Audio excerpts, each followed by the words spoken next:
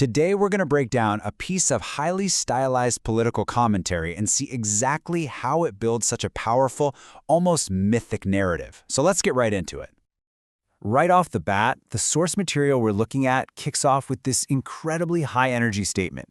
This isn't just an opening line, it's really a mission statement that sets this epic, high-stakes tone for the entire piece, promising a pretty sensational story. In that tone, it leads directly into the source's central argument. You see, the text isn't just talking about a president, it's making a much, much grander claim by framing its subject as a whole new kind of leader, an emperor. Now, to build its case, the source has to define its own terms, and this is key. This isn't a historical definition you'd find in a textbook. Instead, the text kind of reframes emperor as a heroic archetype, a powerful figure operating outside the normal rules of politics to save a nation from its enemies. This very specific definition is the foundation for the entire narrative. Every classic hero needs an origin story, right? And the source definitely constructs one here.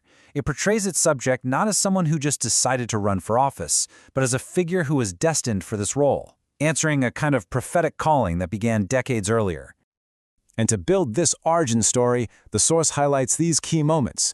The 1987 Letterman appearance is presented like an early prophecy. The apprentice role establishes the persona of a decisive boss, and then the 2016 election is described with epic language. It's not just a victory, it's a landslide and a MAGA tsunami, all of it reinforcing this hero's journey. So, after the hero's rise comes the inevitable conflict. In this narrative, the first term in office is framed as a period of intense struggle, where the hero is besieged by powerful adversaries and has to face a whole series of trials. The source visualizes this central conflict with a really stark contrast.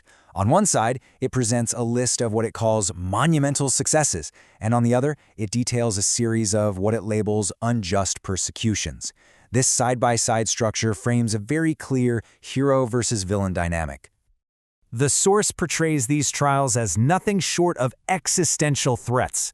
By using the phoenix archetype, it frames the subject not just as a politician facing opposition, but as a resilient hero who endures everything and rises from the ashes stronger than before. After the trials, we get to the story's climax, a triumphant return to power. The source labels this next chapter 2025 Boss Mode, signaling a new phase of immediate and decisive action. To illustrate this boss mode, the source presents the number 210. It claims this is the number of executive orders signed almost immediately, framing it as an absolutely unprecedented display of swift leadership. The narrative then moves to specific policy claims, like this dramatic 96% reduction in border crossings.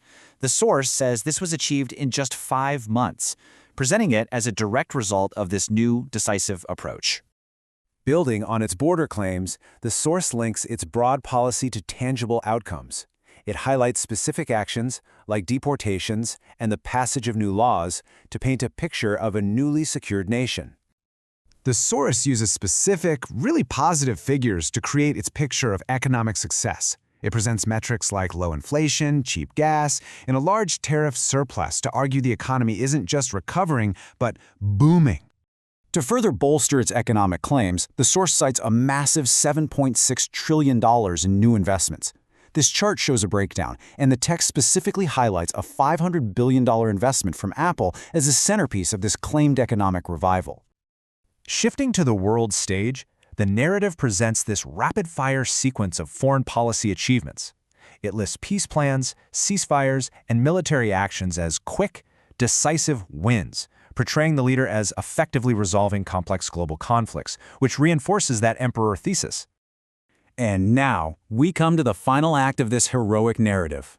After all the struggle and the triumph, the story concludes with the hero's ultimate reward, the establishment of a peaceful and prosperous new era, which the source describes as a golden age.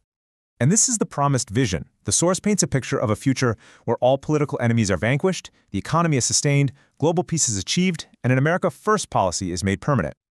We end with the source's ultimate declaration.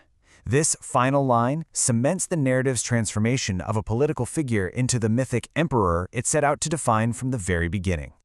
Deconstructing this source material leaves us with a pretty fascinating question. We've seen how one piece of commentary uses the classic hero's journey structure, the calling, the trials, the triumph, and the reward. So the bigger question to think about is, how do these powerful, heroic narratives shape the way we all view political leaders?